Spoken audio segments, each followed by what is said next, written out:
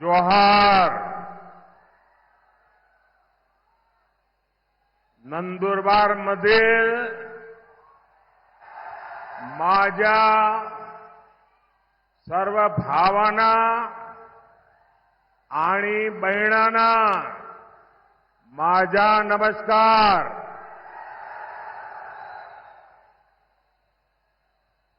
मैं देव मोगरा माता की धरती को नमन करता हूं। मैं महान आदिवासी सेनानी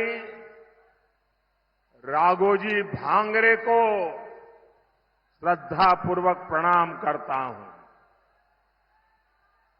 हम सबको प्रेरणा देने वाले जननायक कृष्णाजीराव सावले, महात्मा ज्योतिबा फुले, सावित्रीबाई फुले, उनको भी आदरपूर्वक स्मरण करते हुए प्रणाम करता हूं। साथियों, आज अक्षय तृतीया आखा तीज का शुभ पर्व है। मैं सभी देशवासियों को और खास करके मेरे किसान भाई बहनों को अक्षय तृतीया की बधाई देता हूं। आज भगवान परशुराम की जयंती भी है। मैं सभी देशवासियों को इस शुभ दिन की भी शुभकामनाएं देता हूं। और अक्षय तृतीया हो और इतने सारे लोग आशीर्वाद देने के लिए आए हो। अक्षय तृतीया के जो आशीर्वाद मिलता है ना, वो भी अक्षय होता है। आज जितनी विशाल संख्या में आपका ये आशीर्वाद ये पक्का कर रहे हैं, पुनः एकदा पुनः एकदा पुनः एकदा। मैं देख रहा हूं अभी भी हुजूम का हुजूम अंदर आ रहा है।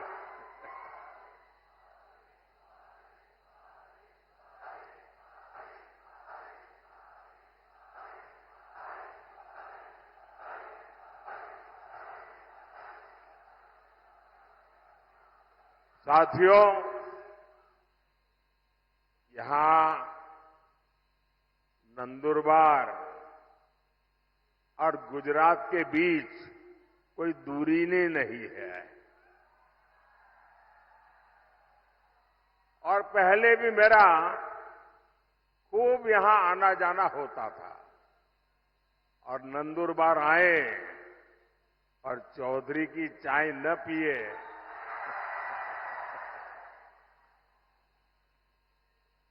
चौधरी की कड़क चाय यानी नंदुरबार की यादों से जुड़ जाती है। और चाय का रिश्ता और आपके प्यार का कर्ज मोदी कभी भी भूल नहीं सकता। साथियों, वंचितों, आदिवासियों की सेवा मेरे लिए परिवार के सदस्य की सेवा जैसी है। मैं कांग्रेस के शाही परिवार की तरह बड़े घराने से नहीं निकला हूं। मैं तो गरीबी में ही बड़ा हुआ हूं। मुझे पता है यहां आपने कितनी तकलीफ उठाई है। हमारे आदिवासी भाई बहन यहां काफी ऊंचाई पर भी रहते हैं। पानी के लिए कैसे आपको उतरकर नीचे आना पड़ता था, तब पानी मिलता था। ये माताएं बहनों को सबको मालूम है। आपके जीवन में भी मुश्किलों का पहाड़ था। कितने ही आदिवासी परिवारों के पास पक्का घर नहीं था।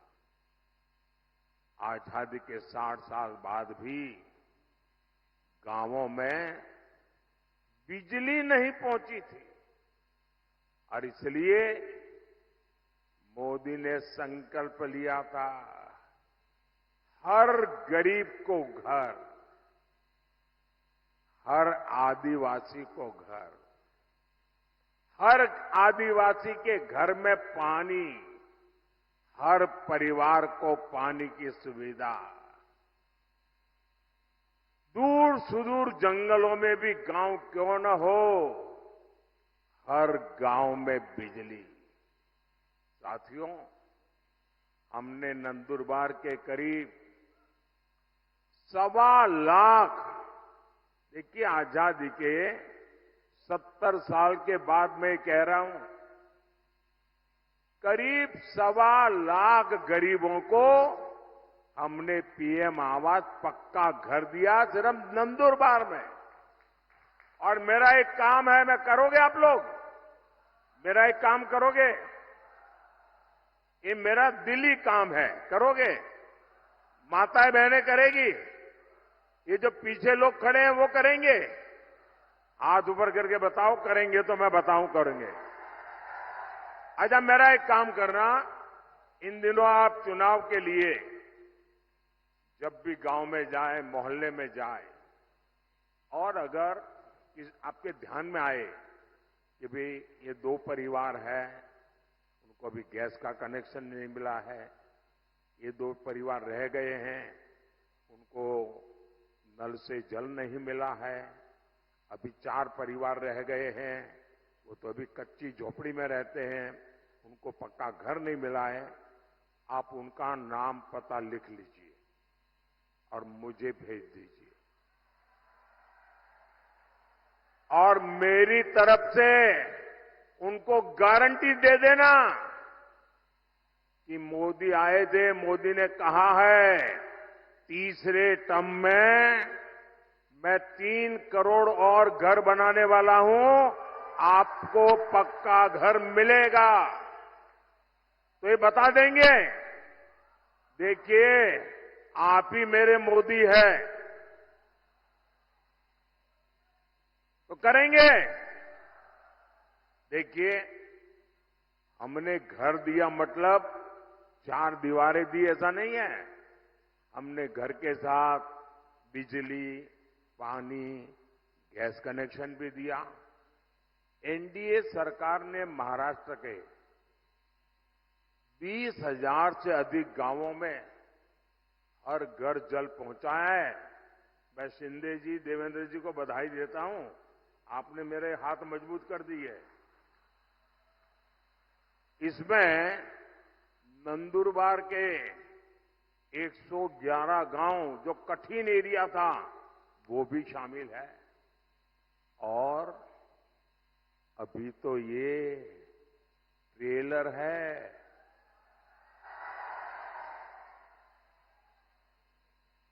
अभी तो मोदी को बहुत कुछ करना है और आपके लिए करना है। साथियों, एक तरफ भाजपा के ये प्रयास है और दूसरी तरफ एक कांग्रेस है।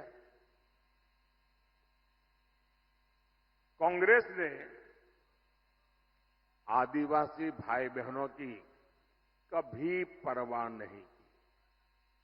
आदिवासी इलाकों में सिकल सेल एनीमिया एक बड़ा खतरा रहा है, लेकिन कांग्रेस ने इस बीमारी की तरफ उतना ध्यान ही नहीं दिया।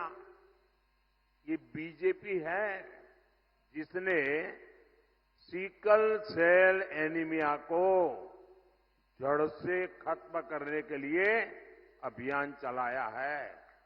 और मेरी माताएं, बहनें, नौजवान, ये जो सिकल सेल एनीमिया के लिए मैं काम कर रहा हूं ना, वो चुनाव के लिए नहीं कर रहा हूं।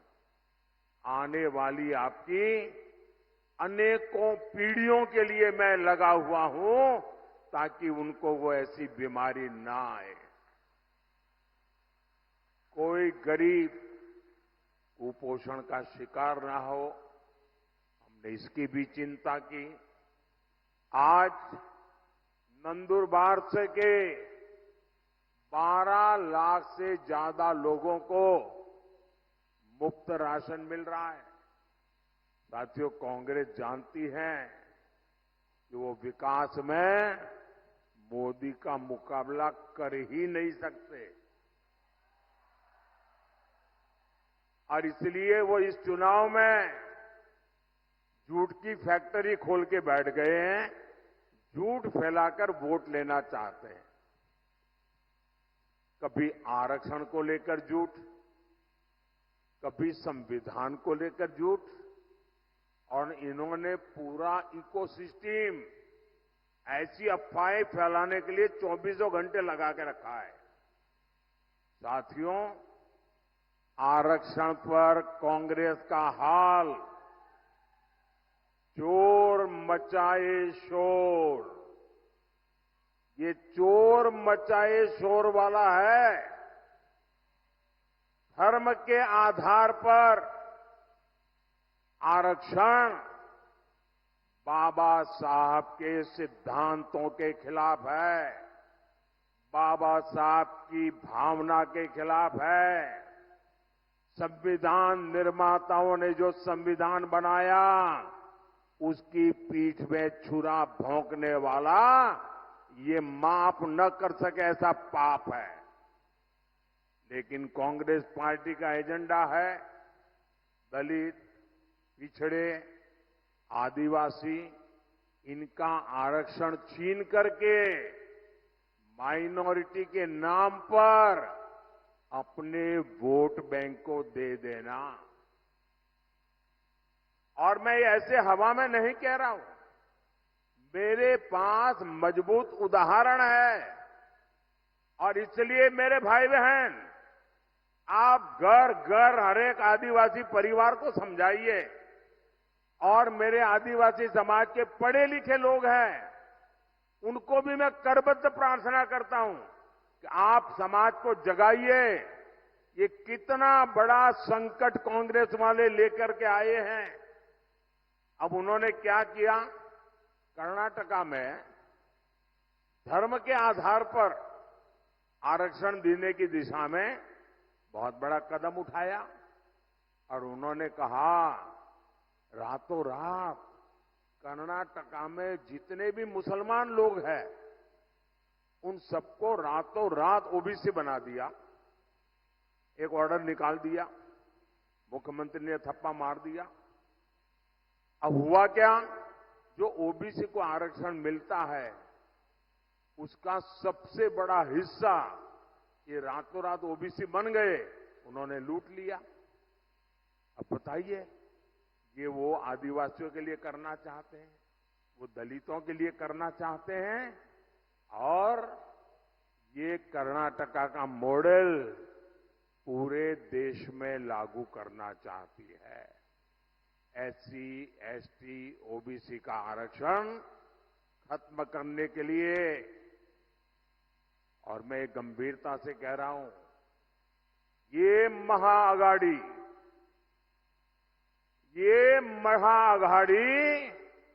आरक्षण का महापक्षण का महाअभियान चला रही है। वहीं एससी, एसटी, ओबीसी का आरक्षण बचाने के लिए मोदी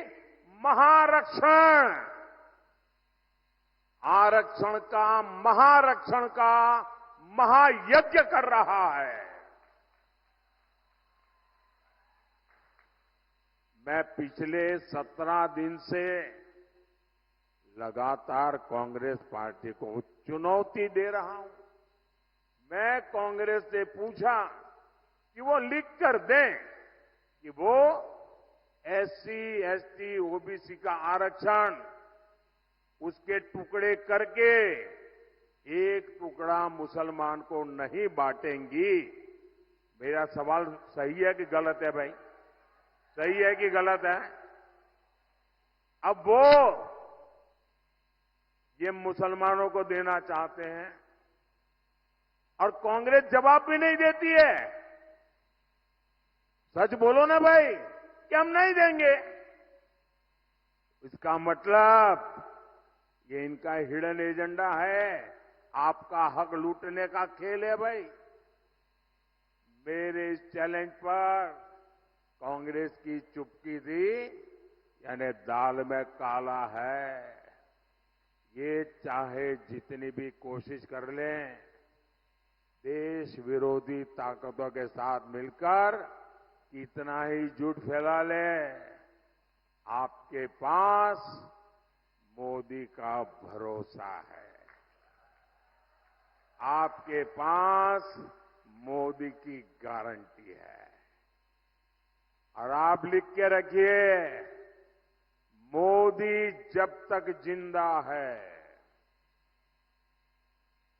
मोदी जब तक जिंदा है, एससी, एसटी, ओबीसी में से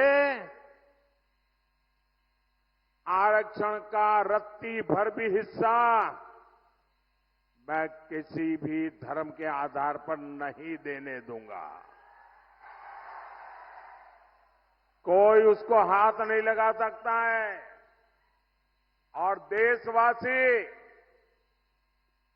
मैं बड़े जिम्मेवारी के साथ कहना चाहता हूं और दायित्व के साथ कहना चाहता हूं, वंचित का जो अधिकार है, चाहे एससी हो, एसटी हो, ओबीसी हो, वंचित का जो अधिकार है, मोदी उसका चौकीदार है।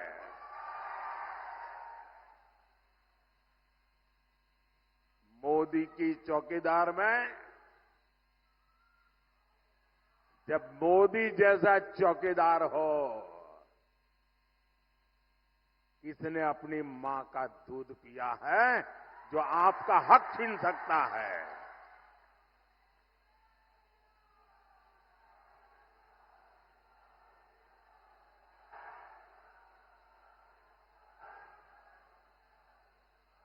साथियों,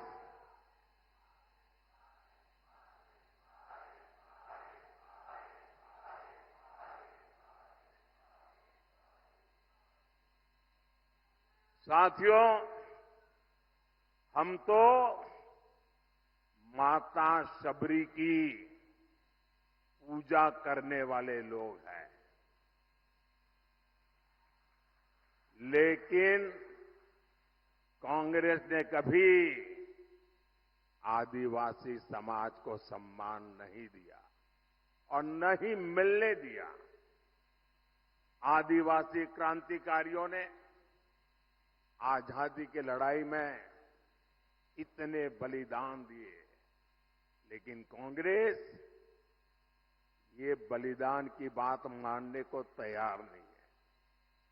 आजादी की लड़ाई का पूरा श्रेय कांग्रेस केवल एक परिवार को ही देती रही है। ये भाजपा है जो देश भर में आदिवासी स्वतंत्रता सेनानियों पर म्यूजियम बनवा रही है, ताकि आने वाली पीढ़ियों को पता चले कि हमारे पूर्वज आदिवासियों ने देश के लिए कितने बड़े बलिदान दिए थे। साथियों, आप सभी जानते हैं, भाजपा ने, एनडीए ने आदिवासी बेटी को राष्ट्रपति बनाया और पहली बार ऐसा हुआ।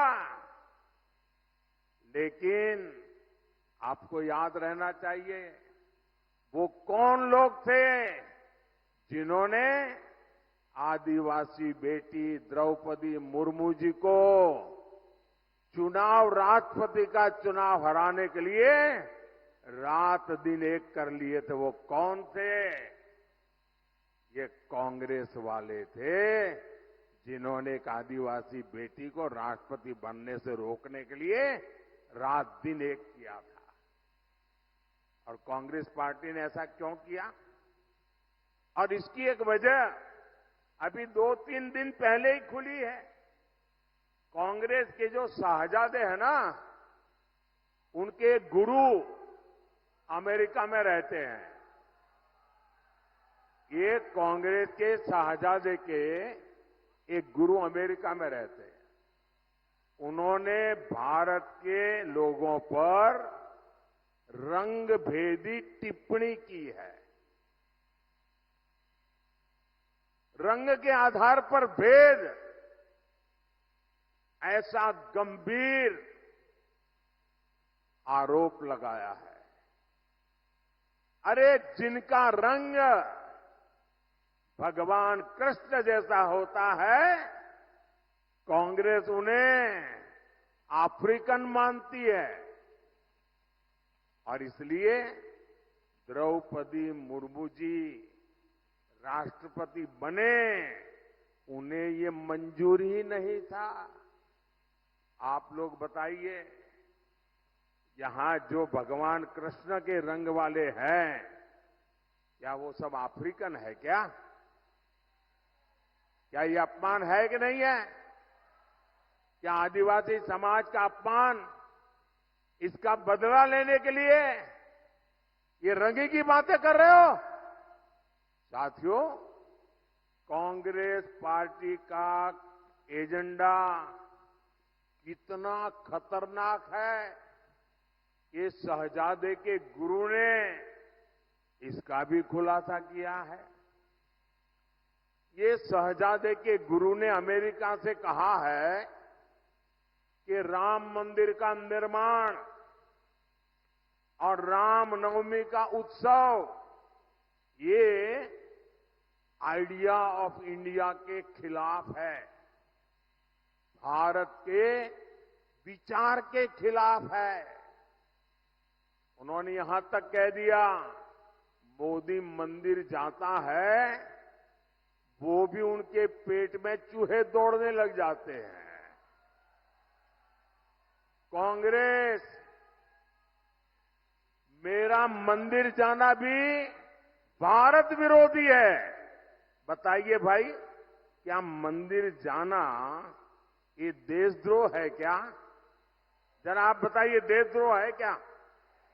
क्या ये भारत विरोधी काम है क्या? आप कल्पना कर सकते हैं? आप कांग्रेस की मानसिकता देखिए। ये राम के देश में राम मंदिर को देश विरोधी बता रहे हैं। ये तुष्टीकरण के लिए सरकारी इफ्तारी करने वाले लोग, ये आतंकवादियों की कब्रों को संवारने वाले लोग, ये हम सबके प्रभु राम और जिनका राम मंदिर, जहां हम जाते हैं, उस राम मंदिर जाने को देश विरोधी बता रहे हैं। मेरे भाई बहन, हम तो माता सबरी के पुजारी हैं। ये इंडी गठबंधन हमला, ये मोदी पर नहीं, 140 करोड़ देशवासियों की आस्था पर है। ये हमला आप पर है, ये मेरे देश के आदिवासियों पर हमला है। कांग्रेस पार्टी देश से हिंदू आस्था को मिटाने का षड्यंत्र कर रही है। साथियों, प्रभु श्री राम जीवन के उच्चतम आदर्शों, महानतम गुणों और सुंदरतम मूल्यों के महासंगम है। भारत के अस्तित्व का आधार राम से है और भारत के भविष्य का प्रेरणा पुंज भी प्रभु श्री राम है।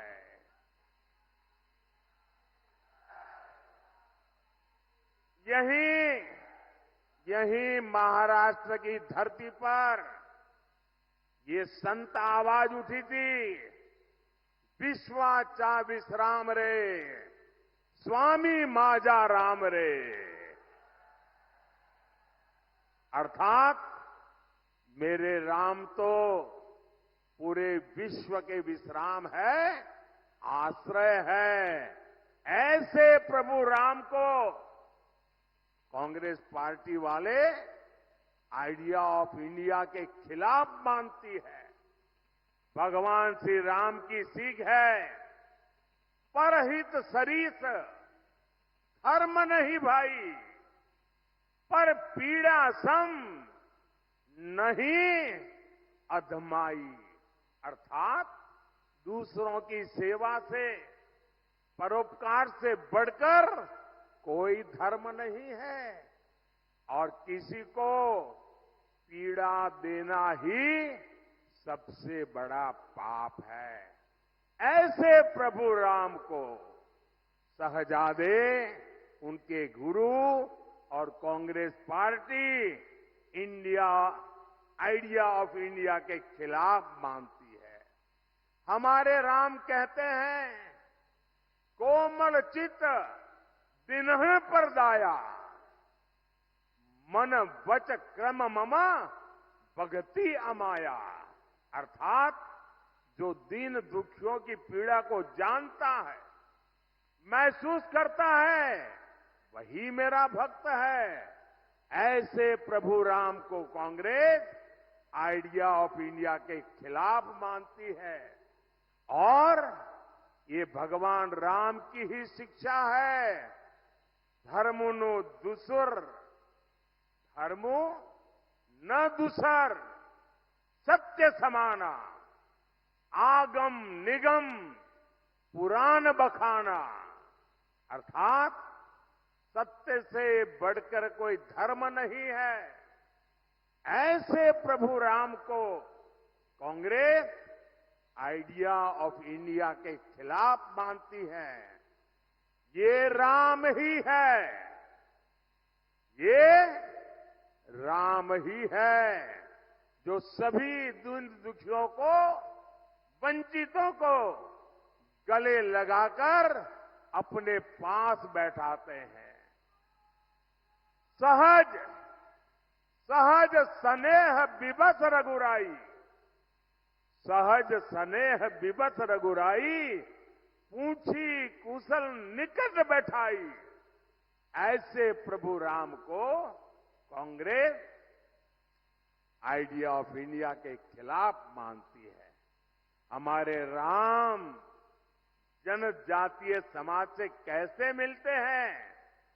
हमारे राम जनजातीय समाज को मिलते हैं, पूर्जन करी जो हारूगर आए। अर्थात राम आदिवासियों का, उनकी संस्कृति का सम्मान करते हैं, उनसे जोहार करके मिलते हैं। ऐसे प्रभु राम को कांग्रेस आइडिया ऑफ इंडिया के खिलाफ मानती है। हमारे प्रभु श्री राम ने हमें सिखाया है, और ये जो लोग देश छोड़ करके भाग गए हैं, वो जरा कान खोल के सुन ले। हमारे प्रभु राम ने सिखाया है, अपि स्वर्णमयी लंका न में लक्ष्मण रोचते, जननी जन्म भूमिश्च स्वर्गादपि गरीयसी।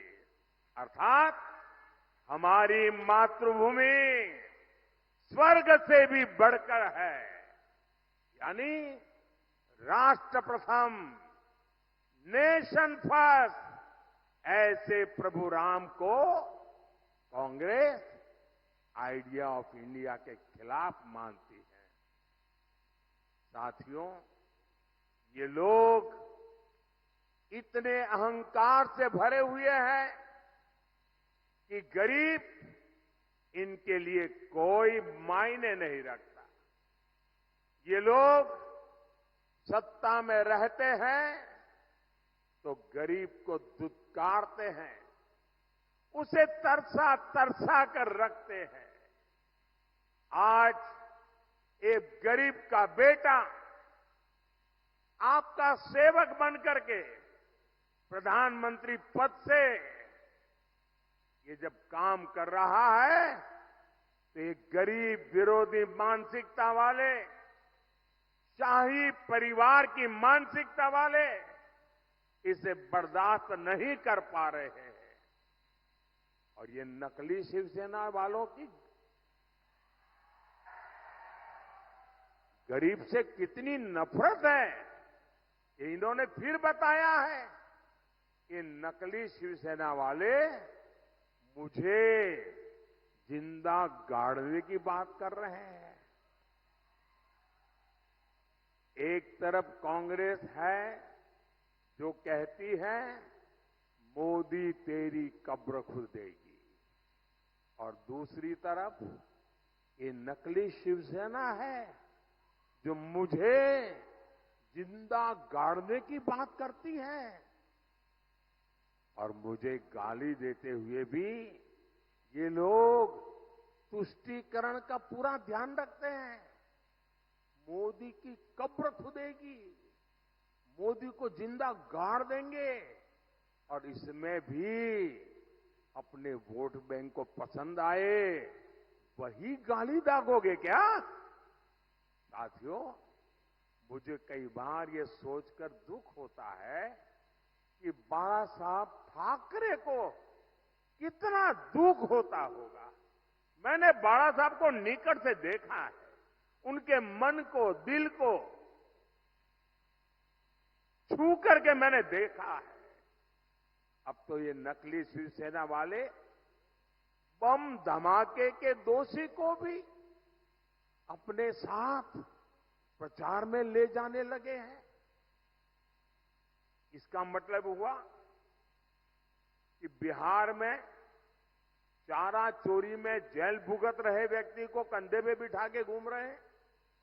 महाराष्ट्र में बम धमाकों के दोषी को कंधे पर बिठा के घूम रहे हैं। ऐसे पापियों को लेकर के जिनको चलना पड़ रहा है, इन लोगों के विषय में 50 बार सोचना पड़ेगा। इसलिए कोई बड़ी बात नहीं कि मुझे उनको जमीन में गाड़ने के सपने दिख रहे हैं। ये लोग जनता का साथ, जनता का विश्वास तो गवा चुके हैं। इनकी अपनी सियासी जमीन खिसक चुकी है। लेकिन ये भूल रहे हैं कि भारत की 140 करोड़ जनता, मेरे माताएं बहनें इतनी बड़ी तादाद में जो आई है ना, ये मेरी माताएं बहनें, यही मोदी की रक्षक है। ये मातृशक्ति मेरा रक्षा कवच है। मुझ पर मातृशक्ति का इतना आशीर्वाद है, ये लोग चाहकर भी मोदी को जीते जी भी और मरने के बाद भी जमीन में नहीं गाड़ पाएंगे।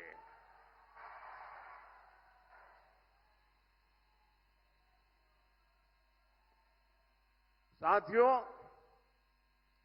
महाराष्ट्र के एक दिग्गज नेता 40-50 साल से वो ऐसे ही कुकरी मारते रहते हैं। बारामती के चुनाव के बाद वो इतने चिंतित है कि उन्होंने एक बयान दिया है। और ये बयान उन्होंने, मैं पक्का मानता हूं कि काफी लोगों से विचार विमर्श करके ही दिया होगा। वो इतने हताश और निराश हो गए हैं कि उनको लगता है कि अगर 4 जून के बाद सार्वजनिक जीवन में, राजनीतिक जीवन में अगर टिक के रहना है तो छोटे छोटे राजनीतिक दलों को कांग्रेस में मर्ज हो जाना चाहिए। इसका मतलब ये जो नकली एनसीपी है और ये नकली शिवसेना है, उन्होंने कांग्रेस में मर्जर करने का मन बना लिया है। अब आपको मैं बताता हूं, जब 4 जून के बाद कांग्रेस में जाकर के मरने के बजाय अरे सीना तान करके हमारे अजीत दादा के साथ और शिंदे जी के साथ आओ, बड़े शान से सपने पूरे हो जाएंगे। भाइयों बहनों, 13 मई को कांग्रेस और इंडी अघाड़ी को आपका वोट ही जवाब देगा। नंदुरबार से हमारी बेटी हिना गावित जी आपकी सुख दुख की साथी है, और आप जानते हैं ना हिना मेरी कितनी मदद करती है। पार्लियामेंट में आपने देखा होगा, ये छोटी बेटी है लेकिन पार्लियामेंट में विपक्ष वालों के छक्के छुड़ा देती है। आप उन्हें ज्यादा से ज्यादा वोट देकर बहुत बड़ी जीत दिलाइए। और मेरा इसके लिए आग्रह है, मतदान ज्यादा होना चाहिए। भाई करोगे? पहले मतदान फिर जलपान, मंजूर है? अच्छा, मेरा एक काम करोगे? जरा हाथ ऊपर करके कहिए। माताएं बहनें बताइए, मेरा एक काम करोगे? जरा हाथ ऊपर करके बताइए, मेरा एक काम करोगे? देखिए, घर घर जाना और लोगों को कहना कि अपने मोदी जी आए थे और मोदी जी ने आपको प्रणाम भेजा है। मेरा प्रणाम पहुंचा देंगे? हर परिवार में मेरा प्रणाम पहुंचा देंगे? बोलिए भारत माता की, भारत माता की, भारत माता की। बहुत बहुत धन्यवाद।